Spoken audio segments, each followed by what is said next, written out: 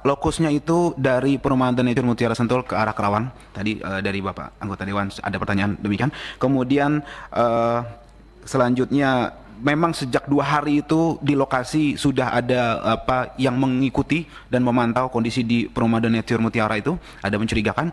Kemudian selanjutnya mengenai dokumentasi, kita alhamdulillah menyimpan lengkap video, foto dengan akurasi yang sangat baik. Insya Allah jika memang terbuka untuk kita publish dan kita cross check untuk membuka tabir ini, kita siap. Kemudian juga terkait yang kondisi jenazah, saya ada di iring-iringan pertama terkait jenazah pertama atas nama Andi Oktiaman. Saya juga melihat bagaimana itu diproses. Saya lihat. Bentar, itu bisa rapat lain nggak nanti kita agendakan? Bisa. Kan ada menarik sekali. Iya. Bukti-bukti itu kan kita mungkin ada rapat lain ya. Ada, saya mau tambahkan lagi. Ya? Kita juga memiliki saksi-saksi di lokasi rest area 57 yang juga menegaskan bahwa itu terjadi tadi yang Pak Sahroni tadi katakan bukan pembantaian. Itu arahnya tapi bukan di sini, mungkin penjelasan lebih detail karena itu sangat catatannya begini, Pak. Komisi 3 ini kan menunggu, Pak. Ya.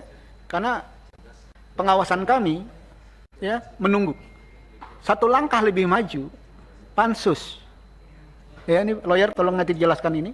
Tapi kan tidak mungkin pansus. Ya. Karena belum, masih ngambang. Ya, kalau bicara pansus tingkatannya kan tanggung jawabnya kemana? Gitu loh, Pak. Jadi kami menunggu. Nah, apa yang disampaikan Pak Roni ya sebagai pimpinan, hari ini kami menunggu penjelasan detail dari ini semua. Ini 6 korban, 4-nya mana? Ada peristiwa, mana saksi ya yang lain? Kenapa tidak berani bersaksi? Itu yang sebenarnya yang disampaikan Pak Roni. Saksi ini agar semuanya jadi jernih. Hari ini baru sebatas keterangan polisi, keterangan dari pihak EPI. Agak susah bagi Komisi 3. Ya, hari ini Komisi 3 belum bersikap apa-apa. Karena masih menunggu. Kenapa menunggu? Karena belum. Maka ada Komnas HAM, ya, ada Amnesty International. Apakah nanti pemerintah akan melakukan tim independen seperti biasanya? Jadi kami belum rapat menentukan langkah-langkah. Karena kami mengharapkan EPI datang ke Komisi 3. Kita akan dengarkan. Ya, sebelum tentunya kami panggil pihak kepolisian. Kalau EPI tidak memberi bisa penjelasan ke Komisi 3 apakah buka atau tertutup, tidak mungkin kami mengundang mitra. Dijawab mitra juga kami tidak bisa bantah apa-apa berdasarkan informasi yang sama-sama siapa yang benar di antara dua pihak. Begini Bapak Ibu. Dua pihak ini kan kami harus berada di tengah-tengah agar melihat secara jernih. Yang benar itu mana? Maka kami menunggu saksi-saksi atas peristiwa ini agar kita bisa melakukan langkah-langkah ke depan. Saya pikir sebelum saya tutup, silakan ringkas padat, senior. Silakan. Assalamualaikum warahmatullahi wabarakatuh. Pimpinan sidang yang kami hormati, seluruh anggota Komisi 3, kami mengucapkan terima kasih yang sebesar-besarnya. Pada kesempatan ini telah diterima dengan baik. Dan kami sangat berharap bahwa Komisi 3 sesuai dengan mekanismenya, harapan kami tentu karena ini kasus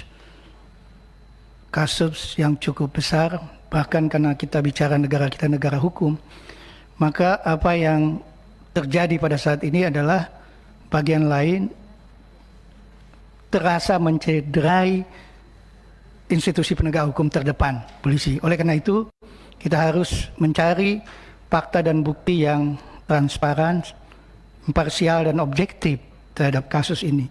Oleh karenanya, melalui Komisi 3 kami menghimbau untuk dapat mendorong agar dibentuk tim pencari fakta. Ini kami usulkan, baik mekanismenya bagaimana, mungkin pimpinan lebih banyak tahu, yang ini adalah rumah tangga pimpinan sendiri, atau juga dibentuk panja ya untuk kasus ini. Menarik tentang fakta yang harus terungkap. Tadi kan ada satu pertanyaan yang berkaitan dengan handphone. Dan saat ini handphone itu begitu berarti terhadap merekam kejadian-kejadian. Oleh karena itu menurut hemat kami, karena dari keluarga tadi belum ada yang mendapat pengembalian. Dari tim penasihat hukum juga tidak dapatkan itu. Oleh karena itu harus diamankan. Jadi untuk berbicara imparsial, netralitas, objektivitas, tentu tidak. Karena ini kan yang disoroti adalah institusi kepolisian. Tidak tentu saja barang-barang yang berkaitan dengan pembuktian itu harus di luar institusi yang bermasalah tentu. Tema kami itu bagian terpenting yang harus digarisbawahi. Yang kedua, harapan kami karena kami tahu bahwa Komisi 3 dalam waktu dekat ini akan reses yang cukup panjang, hampir 1 bulan. Ya. Oleh karenanya kami juga meminta untuk ada pemantauan yang serius. Ya. Apakah nanti Komisi 3 melalui pimpinannya atau Pak Desmond sebagai pimpinan sidang pada hari ini, bagaimana mengusulkan supaya Komisi 3 juga melakukan pemantauan secara aktif. Kaitan dengan beberapa hal yang cukup penting atas kejadian ini adalah para saksi. Saksi-saksi yang tadi ada katanya 4 orang yang masih belum diketahui. Nah kebetulan salah satu tim kita juga adalah dari EPI. Sedianya kami meminta Sekjen sudah siap hadir sebetulnya pada hari ini. Saya konfirmasi ke beliau tapi mendadak saya nggak ngerti karena ini ada aturan COVID begitu loh ya. Kemudian kami belum dapat penjelasan, beliau tidak berhalangan hadir saat ini. Jadi intinya adalah kami meminta kepada Komisi 3 melalui persidangan ini untuk intensif membentuk tim pencari fakta ya supaya netralitasnya bisa terjaga dan kemudian memantau secara terus-menerus atas perkembangan kasus ini. Selanjutnya mungkin yang agak detail tadi ada beberapa hal yang juga ditanyakan para anggota Komisi 3. Mungkin Pak Aziz ini kebetulan juga di dalam struktur FPI beliau juga masuk ya wakil sekretaris. Barangkali bisa dimintai sesuai dengan apa yang beliau miliki. Demikian dilanjutkan oleh Pak Aziz. Wabillahi taufiq wal hidayah. Assalamualaikum warahmatullahi wabarakatuh. Oke, Pak Aris, ringkas padat Pak, bicara tentang Anda katanya ikut memandikan mayat itu aja, ya. Karena tadi juga Pak Ahmad Mijan bilang bahwa berharap Komisi 3 reses pun masih terima pengaduan kan? Itu sudah kita rencanakan Pak, ya. Jadi untuk EPI mengadu dengan catatan detail termasuk bahwa saksi-saksi ya atas peristiwa ini kalau benar ada 4 orang atau lebih daripada itu kita akan selalu buka, nanti kita akan rapatkan ya apakah panja, apakah tim saja selama reses, bahwa Komisi 3 reses minta izin pimpinan DPR untuk kita boleh terima pengaduan. Silakan. Terima kasih pimpinan. Mohon izin saya sedikit tanggapi satu-satu tapi singkat saja. Ya, ringkas yang saja. pertama, lokusnya itu dari Perumahan Nature Mutiara Sentul ke arah Kerawang. Tadi dari Bapak anggota Dewan ada pertanyaan demikian. Kemudian selanjutnya memang sejak 2 hari itu di lokasi sudah ada yang mengikuti dan memantau kondisi di Perumahan Nature Mutiara itu, ada mencurigakan. Kemudian selanjutnya mengenai dokumentasi kita alhamdulillah menyimpan lengkap video, foto dengan akurasi yang sangat baik. Insya Allah jika memang terbuka untuk kita publish dan kita cross check untuk membuka tabir ini kita siap. Kemudian juga terkait yang kondisi jenazah, saya ada di iring-iringan pertama terkait jenazah pertama atas nama Andi Oktiaman. Saya juga melihat bagaimana itu diproses. Saya lihat. Bentar. Itu bisa rapat lain nggak nanti kita agendakan? Bisa. Kan ada menarik sekali.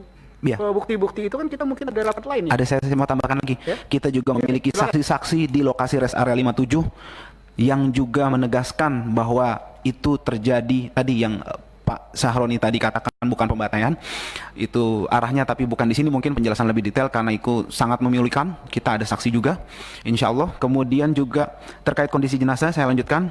Saya melihat sendiri mata sebelah kiri ini seperti ada bekas peluru tembus ke belakang. Kemudian ketika dimandikan kondisinya hampir semua tubuh badan ini ada bekas lubang peluru tembus ke belakang. Ada satu juga di kepala belakang telinga tembus ke sini. artinya dia dari samping. Kemudian ada yang bekas luka bakar semacam disiksa di belakang. Kemudian ada juga yang terkelupas seperti terseret atau dikelupas gitu kulitnya. Yang jelas sangat memilukan fisiknya ya seperti itu. Tapi nanti dokumentasinya sudah kita siapkan.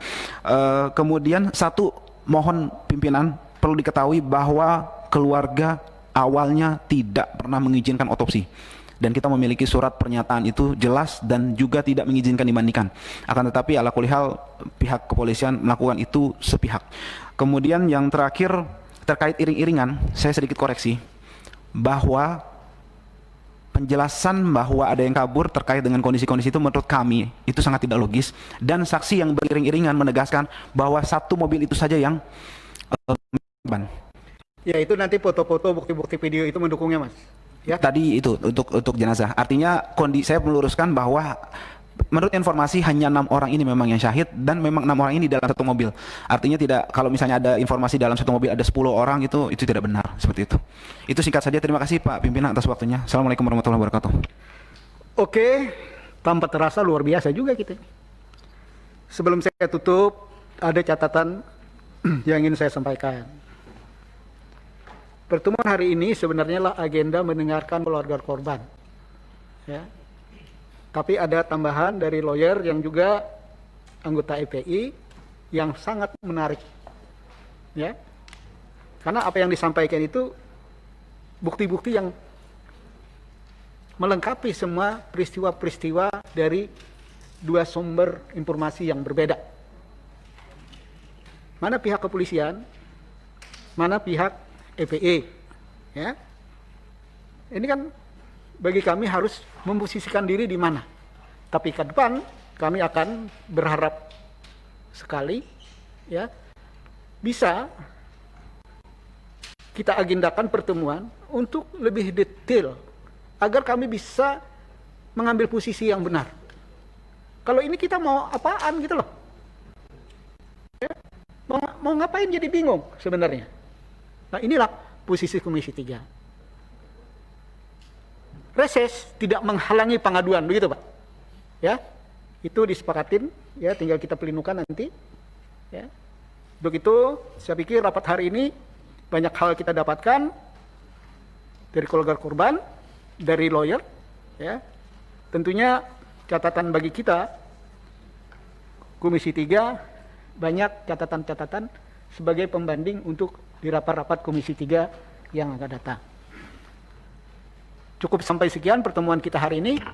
Wassalamualaikum warahmatullahi wabarakatuh.